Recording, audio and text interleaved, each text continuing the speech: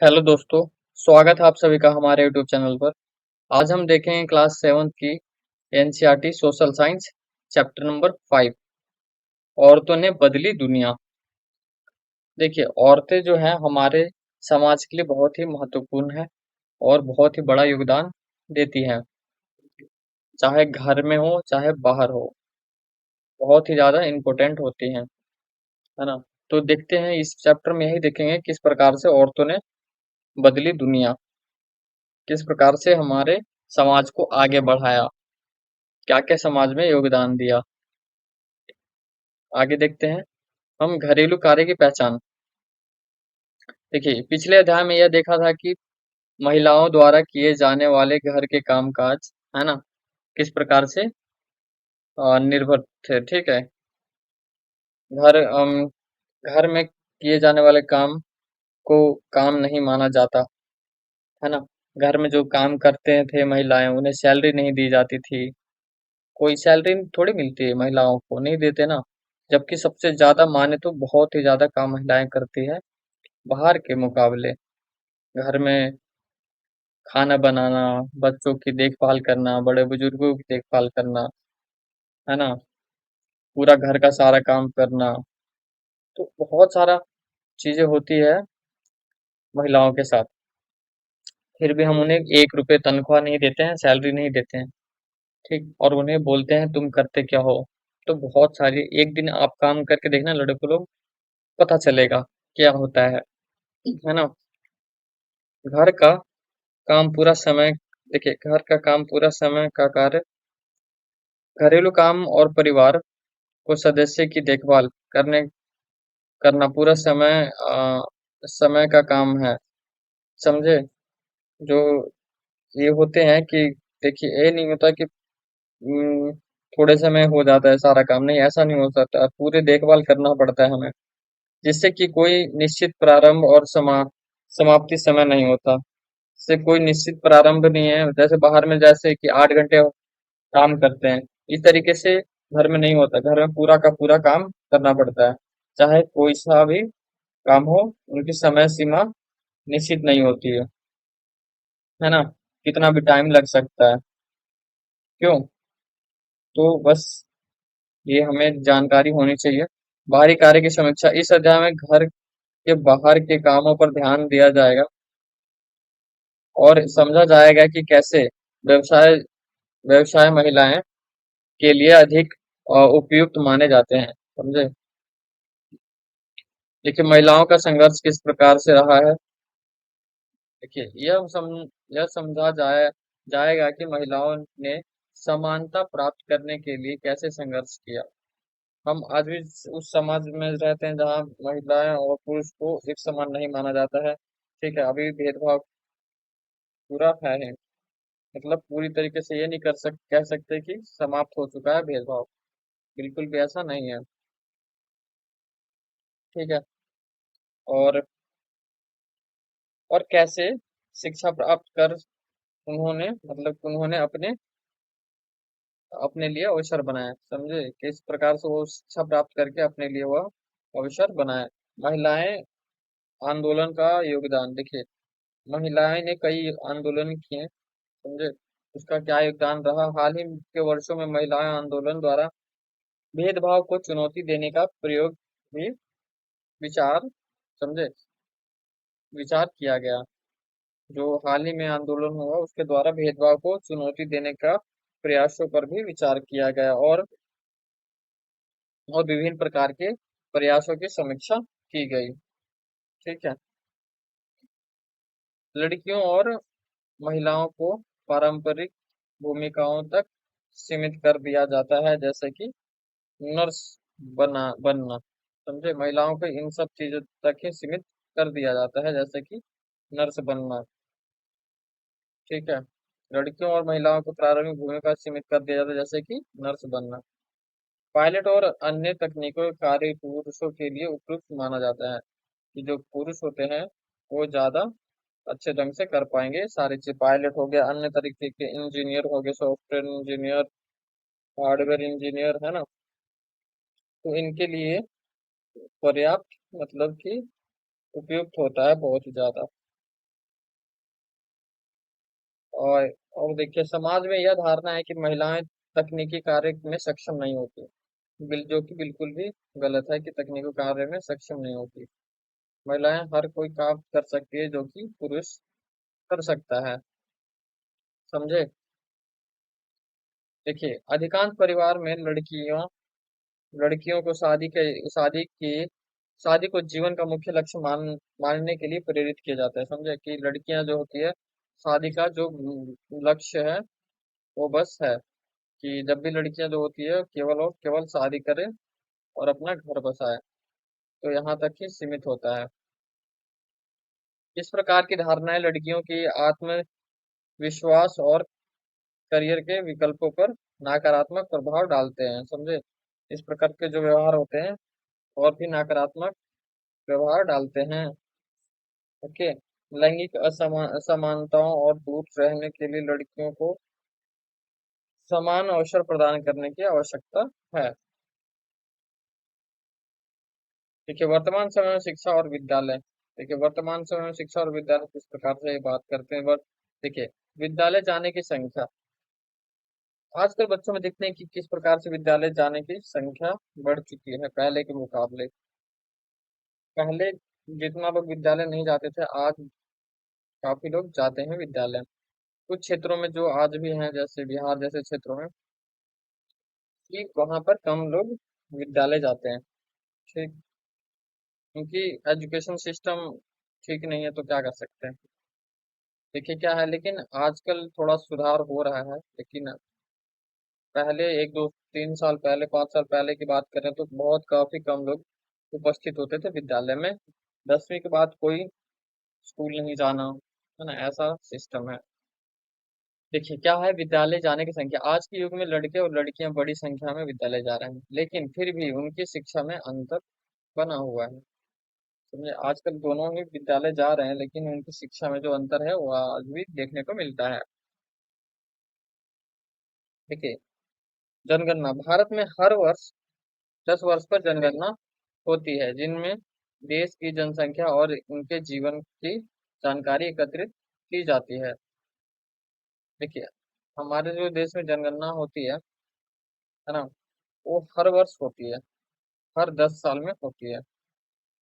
जिससे क्या होता है कि अ, देश देश में जो भी उनके जीवन और उनकी जानकारी इकट्ठा की जाती है। ठीक है। देखिए जो जनगणना है वो कब हुई थी, समझे? जनगणना लास्ट टाइम कब हुआ था, तो हम देखेंगे कि जो लास्ट टाइम जो जनगणना हुआ है 2011 के बाद नहीं हुआ है। समझे? 21 में होनी थी, लेकिन यह कोविड के कारण ये स्थगित हो गया है, तो इसके कारण नहीं हो पाया। समझे?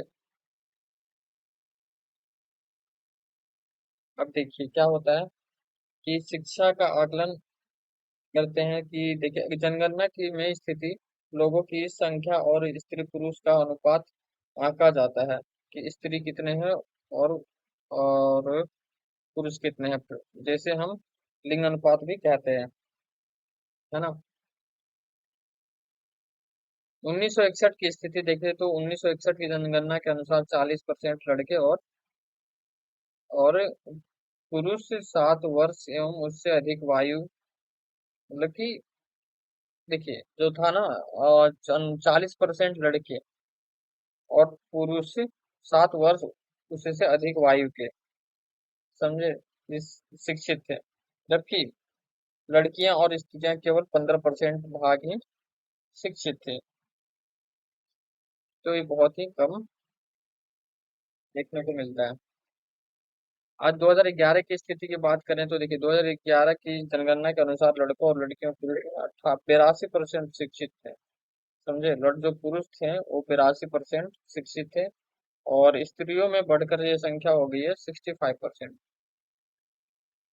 लैंगिक अनुपात देखिए, लैंगिक अनुपात पुरुषों और स्त्रियों दोनों में शिक्षित होने का अनुपात बढ़ा है, लेकिन अब भी पुरुषों पुरुषों का प्रतिशत स्त्रियों से अधिक है, जिससे शिक्षा में लैंगिक समानता असमानता हुई है। ठीक। महिला आंदोलन, देखिए महिला आंदोलन क्या था कि शिक्षा का अधिकार, शिक्षा का अधिकार सभी को है, हमारे संविधान में है कि सभी को शिक्षा का अधिकार दिया जाएगा, ह्यूमन राइट्स में, है ना, मानव अधिकार है शिक्षा का अधिकार। देखिए अब ये हम देखते हैं कि महिलाओं और लड़कियों को पढ़ने और स्कूल जाने का अधिकार मिला है और उनकी स्थिति में सुधार का एक महत्वपूर्ण हिस्सा है। अन्य अन्य क्षेत्रों में सुधार, कानूनी सुधार, हिंसा और स्वास्थ्य क्षेत्रों जैसे क्षेत्रों में हो रही क्षेत्रों में भी महिलाएं और लड़कियों की स्थिति में बेहतर हुई है। समझे क्या हुआ कि कानूनी सुधार, हिंसा और स्वास्थ्य जैसे क्षेत्रों में भी, समझे, इन महिलाओं और लड़कियों की स्थिति में बेहतर हुई है। संघर्ष का प्रयास, देखिए ये बदलाव स्वाभाविक रूप से नहीं आए, जिस इसके लिए महिलाओं ने व्यक्तिगत और मासू मा, क्या सामूहिक रूप से संघर्ष किए हैं। महिला आंदोलन, महिला आंदोलन क्या है, इस संघर्ष को महिला आंदोलन कहा जाता है, जिससे देश भर की महिलाओं को और महिला संगठन शामिल है। पुरुषों का समर्थन, कई पुरुष भी इस महिला आंदोलन का समर्थन करते हैं। जीवंत आंदोलन, देखिए महिला आंदोलन की विशेषताएं, इनमें महिलाओं लोगों को मेहनत और इस निष्ठा इसके एक जीवंत और प्रभावशाली आंदोलन बताती है। ठीक है। रणनीतियां, आंदोलन में देखिए क्या है कि आंदोलन आंदोलन के तहत भेदभाव मुकाबला करने करने आ, न्याय पाने और जागरूकता फैलाने के लिए विभिन्न रणनीति का उपयोग किया जाता है, किया गया है। ओके। अभियान मुख्य बिंदु क्या है, अभियान देखते हैं। अभियान की महत्ता, भेदभाव और हिंसा के विरोध में अभियान महिला आंदोलन का एक महत्वपूर्ण हिस्सा है, जो समाज में सकारात्मक बदलाव लाने में काम आता है। ठीक है। आगे देखते हैं। नए कानून, नए कानून क्या है कि अ, अभियानों का परिणाम स्वरूप 2006 में एक कानून बना, जो घर के अंदर शारीरिक और मानसिक हिंसा से पीड़ित महिलाओं को कानून सुरक्षा प्रदान करेगा। जो घर में जो महिलाएं होती हैं उनके साथ शारीरिक और मानसिक हिंसा से पीड़ित महिलाओं को जो कानून है वो सुरक्षा प्रदान करेगा। यौन यौन प्रताड़ना और के खिलाफ दिशा निर्देश। ठीक। देखिए 1997 में महिला आंदोलन के अभियानों को कारण सर्वोच्च न्यायालय में कार्यस्थल और शैक्षणिक स्थानों में यौन प्रताड़ना का सुरक्षा के लिए दिशा निर्देश जारी किए। ठीक है। दहेज हत्याओं के खिलाफ अभियान, एक था 1980 में के दशक में महिलाएं संगठन ने दहेज हत्याओं के खिलाफ जोरदार अभियान चलाया, जिसमें नवविवाहित युवतियों के हत्या का विरोध किया। कानूनी सुधार, इन अभियानों के कारण दहेज से संबंधित कानूनों में सुधार किया गया, जिससे दहेज मांगने वाले परिवार को दंडित किया जा सके। लेकिन आज भी हम समाज में देखते हैं कि ये बिल्कुल भी सुधार नहीं हुआ है। अभी बिहार जैसे राज्य में दहेज प्रथा बहुत ही चलती है और खुलेआम चलती है, इसमें कोई कार्रवाई नहीं हुई है। सार्वजनिक मुद्दा, देखिए सार्वजनिक मुद्दा क्या है, दहेज हत्याओं, देखिए दहेज हत्याओं और खिलाफ अभियान इतना प्रभावी रह रहा है कि यह समाज का एक बड़ा सार्वजनिक मुद्दा बन गया है और मीडिया में व्यापक रूप से कवर हुआ है। लेकिन आज भी ये है। देखिए सार्वजनिक आंदोलन में जागरूकता और विरोध जागरूकता बढ़ाना। देखिए, अब जागरूकता नहीं होगी तो कोई भी कुछ नहीं कर पाएगा, समझे। इसलिए जागरूकता बहुत ही ज्यादा इम्पोर्टेंट होता है। जागरूकता बढ़ाना, जागरूक महिलाओं आंदोलन का एक प्रमुख कार्य औरतों के अधिकारों के प्रति समाज में जागरूकता बढ़ाना, समझे। यह गीतों, नुक्कड़ नाटकों और जनसभाओं के माध्यम से अपने देश को अपने देश को लोगों तक पहुंचाता है, समझे। सामाजिक संदेश, आंदोलन के माध्यम से अधिकारों और असमानताओं के बारे में जानकारी फैलाने के लिए रचनात्मक तरीके और उसके उसके उपयोग किया जाता है और लोगों के बीच जागरूकता बढ़ाने में प्रभावी होते हैं। विरोध करना क्या है कि जब महिलाएं एक हितों का उल्लंघन होता है तो वह चाहे किसी भी कानून या नीति के द्वारा हो रहे महिला आंदोलन के खिलाफ आवाज उठाता है। रैली और प्रदर्शन, लोगों का ध्यान खींचने और बदलाव की मांग करने के लिए रैलियों, प्रदर्शन और अन्य विरोधी गतिविधियां आयोजित की जाती है। वो बे वो जो बेहद असर असरकारक साबित होती है। ठीक है, तो ये थे हमारे चैप्टर नंबर 5, महिलाओं ने बदली दुनिया। चैप्टर में कुछ उतना खास नहीं था, लेकिन हाँ इम्पोर्टेंट है कुछ चीजें, कि किस प्रकार से महिला आंदोलन कर रही है, कब कब हुआ, किस प्रकार से जनगणना होता है, ये थोड़ा सा जानकारी हमें होना चाहिए था। ठीक है, तो लास्ट जनगणना कब हुआ था ये आप बताएंगे कमेंट सेक्शन में, आपने पढ़ा तो। ठीक है, और आशा करता हूँ कि आपको ये वीडियो अच्छा लगा हो। मिलते हैं एक नए वीडियो में, जब तक के लिए वीडियो को लाइक और सब्सक्राइब जरूर कर ले चैनल पर नए हो तो, और कमेंट करके अपनी राय जरूर दें। आपका बहुत बहुत धन्यवाद। मिलते हैं एक नए वीडियो में।